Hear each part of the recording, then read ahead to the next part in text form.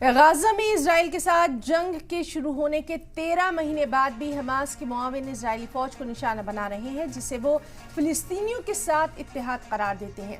یمن کے حوثی باغیوں کا کہنا ہے کہ انہوں نے ایک ہائپر سونک بیلسٹک میزائل سے اسرائیلی ایئر بیس کو اپنا نشانہ بنایا۔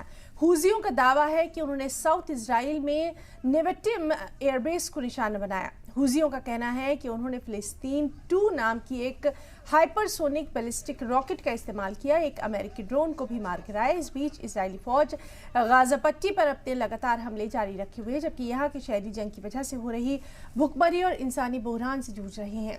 یو این کا کہنا ہے کہ اس نے تصدیق کی ہے کہ غزہ میں مارے گئے لوگوں میں سے تقریباً 70% خواتین اور بچے ہیں۔ گلوبل ایجنسی نے اسرائیل کی لگاتار بمباری کو عالمی قانون کی بنیادی حقوق کی کھلے طور پر خلاف ورزی قرار دیا۔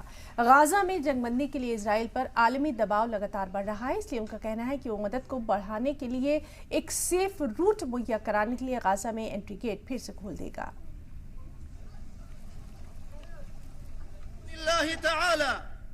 With the help of God Almighty, our air defenses succeeded in shooting down an American MQ-9 aircraft while it was carrying out hostile missions in the airspace of Al Jawaf Governorate at dawn on Friday.